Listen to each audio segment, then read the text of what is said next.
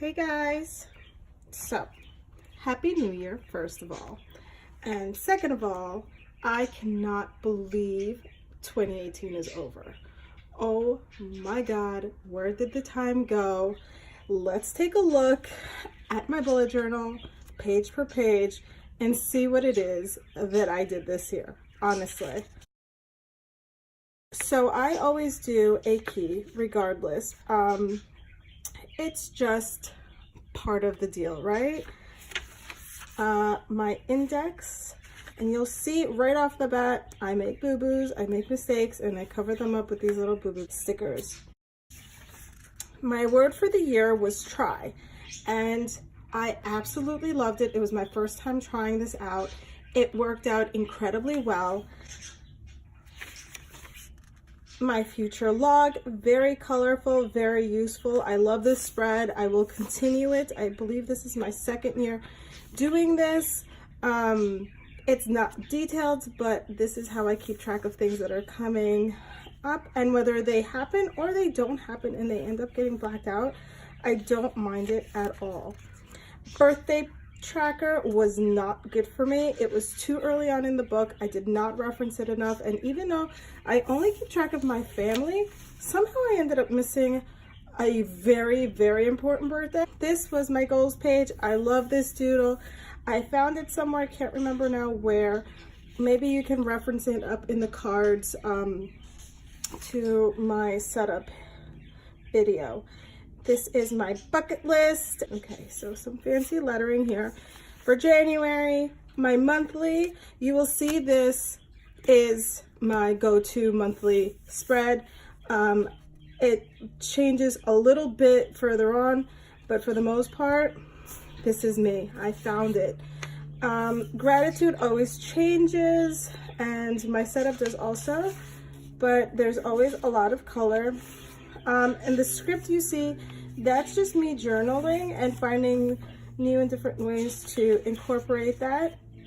My color swatch, I did end up adding colors throughout the year as Tombow started releasing them kind of solo. So that's been awesome. We're into February already. And see, that is my layout right there. I love it. Gratitude, and we tried little banners for February, a different weekly setup.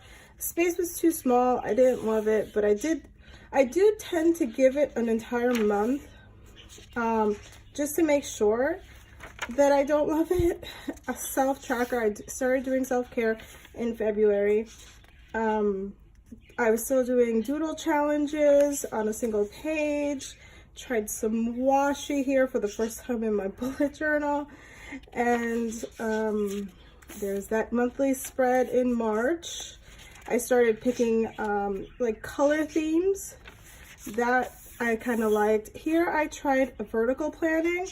Didn't love it in the month of March. Too much going on. We had a lot of snow last March. Also, I started doing YouTube. So it was kind of like hectic, and I didn't really know how to separate everything. Oh, I also started doing my stickers around March and adding those into my journal so I could show them off. This is Easter, aka April.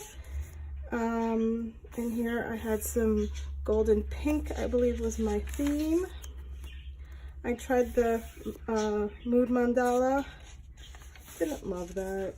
I love it in other people's journals, not so much in mine. I did a, what was this? A challenge, and that's how I set that up. Started using the brown sticker craft paper, which you'll see a lot more of later on. Our trip to Washington. Oh, fun times.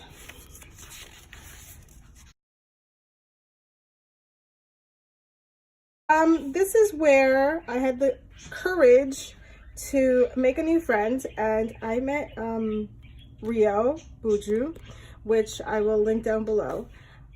She quickly became a really great friend, And it all started because of Gemma from Doodle Darlings. I'll also link her below. But Gemma told me she was going to be starting to do these monthly drawing challenges, and I just could not wait. And so I borrowed Rio's kind of character and made it my own.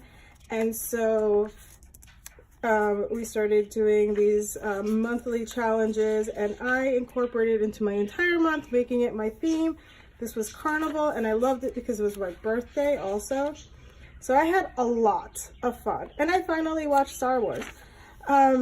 I had a lot of fun with it, and this was probably one of my most successful Instagram months.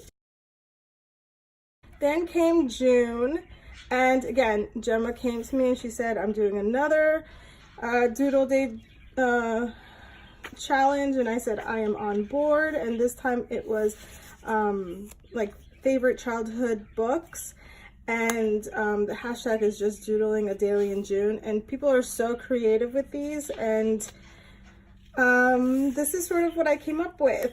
See, again, same monthly layout, only this time it was in a book. So I'm trying to incorporate all the things, my gratitude, all the pages are blowing out of this book.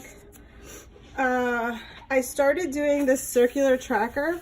I did not invent this, I just loved it. I tracked the weather, I tracked the moon phases, and I started tracking my mood and a little doodle, and then it worked out for a while, and then I kind of dropped it. So lots of doodles, lots of exciting things. My little one turned 5, so I had her place her hand, and I did a little journaling about her being 5. I really like her. My summer bucket list, we got through most of it, very exciting. Then la pièce de résistance, and I am sorry for butchering that phrase, but this page is my frenemy. I love doing this page. I took a chance on watercolor, on a wet brush technique. I took a chance on putting wet stuff in my journal, and I will link this, how I did this right here. This was very liked, and it ended up on my top 9. It's also, this was meant to be part of a challenge, the shipwreck. Yeah, I will never do better than this page. I am sure of that. So here I start adding shopping list, an ongoing shopping list, because I used to do it in my weeklies, but then things would get lost, or I would forget to migrate, and then things weren't getting purchased. I also tried something different in this month of July. I did Dutch doors. Can say that I love it. Cutting these pages was hard for me, but I did want to give it a go. Then you see a lot of craft paper. The challenge had something to do with the beach. There's a lot of beachy scenes and fun stuff going on in this month. And I love these flowers. I'm so talented. Yay me, Wilson. Okay, so this mermaid was done in a very similar way as the boat, as the shipwreck, and she turned out great. We have a little bit of that bleed, not too bad. My dolphin was originally on the page, not with this brown thing, but then I got really overconfident, made this octopus, and this one bled like crazy and just took over my whole page. So I ended up having to patch that up. A little sunset on the lake. Okay, so now we're in August, and we're gonna follow that rabbit. And the rabbit is again a doodle challenge by my friend, Doodle Day Darlings, and she just can do no wrong in my eyes. So we start out with our monthly. We've got trackers, and then we've got this circular thing. And again, I was loving it, and here I started getting ambitious. I was tracking my mood from the morning and from the evening, how I woke up and how I went to bed. Gratitude took on a different face here with Alice, and then I did this layout. It is too small, it's restrictive, and I don't do well with bold, restrictive lines. I was angry that my doodles didn't have anywhere else to go, and so I grew tired of it fairly quickly. But I stuck with it because I had already committed, and that is what I do. I took a little road trip here to Pennsylvania, and then came back strong with the rest of my Alice in Wonderland doodles. And I did something I had never done before, which was pre-plan the spreads for the following month because I was so excited. Lux in Your Life, aka Lindsay, she came to me and she said, hey, by the way, I'm doing a Harry Potter doodle challenge. Want to be a part? So I said, hell yeah, and I got to work and mapped it all out. And here is my September featuring Harry Potter. Anna goes to Hogwarts. I got sorted. I am a Slytherin, and I got my wand, and I was just all kinds of pumped. I've got my candles as my gratitude page. I've got Harry's spectacles as my tracker. This is where it got a little crazy. Now I'm tracking all kinds of stuff. And then I got some washi from AC Moore. Very exciting. Dobie is hanging out with all the socks, and this became my attempt at a productivity calendar. This is where I'm tracking Instagram posts, YouTube posts, Facebook stuff, and FaceTiming with my fellow bourgeois. Okay, school started, and this is my school supply list. Here we go. So this layout, very different, very small, but the difference is that I was doing it on the daily, and I think that's really how I should do it. No lines, just let me be creative and let me out of the lines. I'm having a fight with myself, you realize, right? Okay. These are all of Lindsay's prompts, and I have them all listed under highlights in my Instagram stories if you're interested in seeing the progression of each one. So what I did was each week was a different house. This is Gryffindor, of course. And this is Slytherin with the green.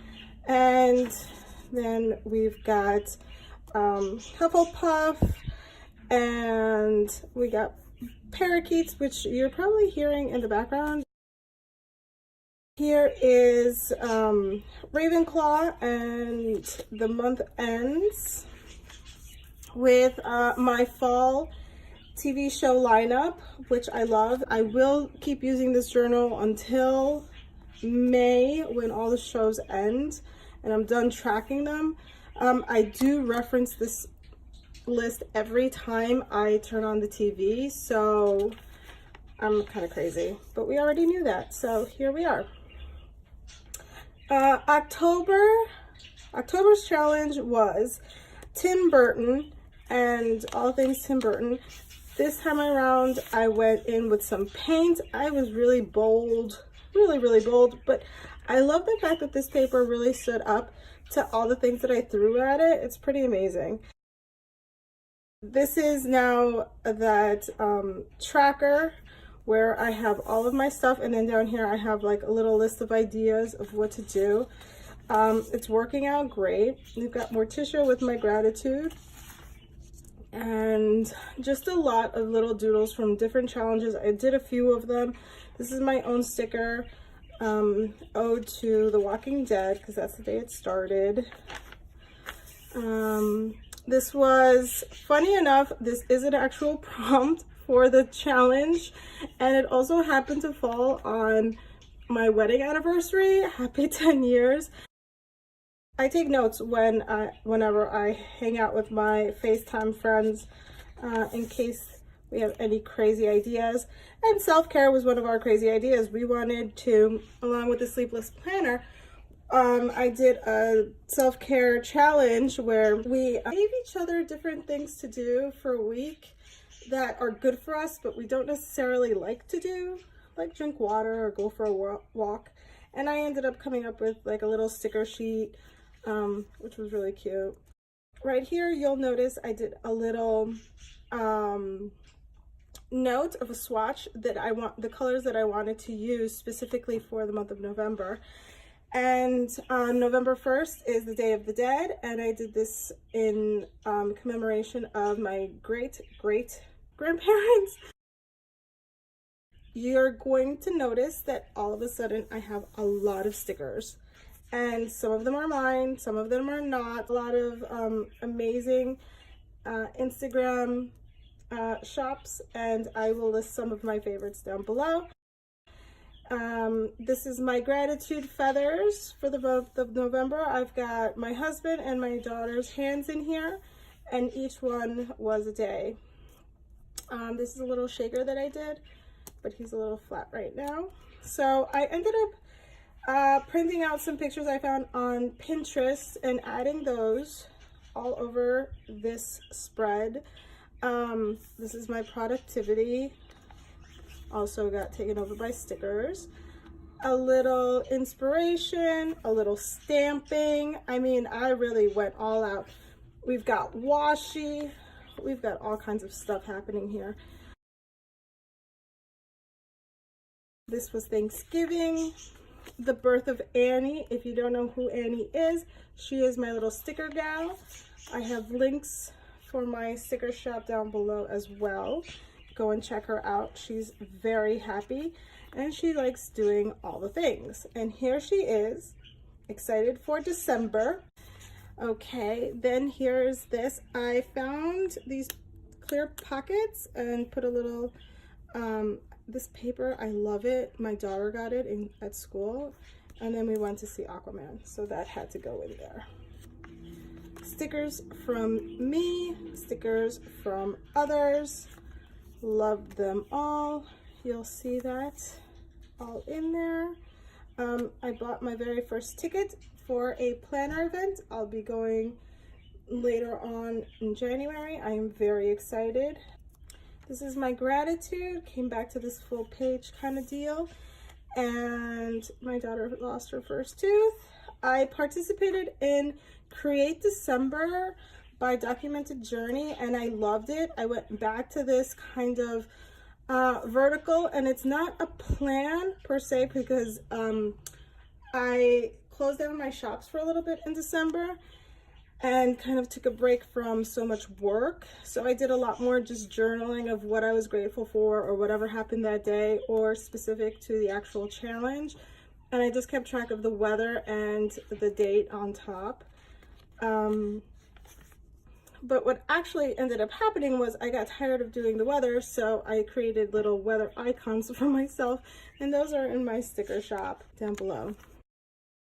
Some more pictures. I printed all these pictures with my HP Sprocket, which I love. I printed several on one page and then just cut them down to size. And there we are, Christmas Eve.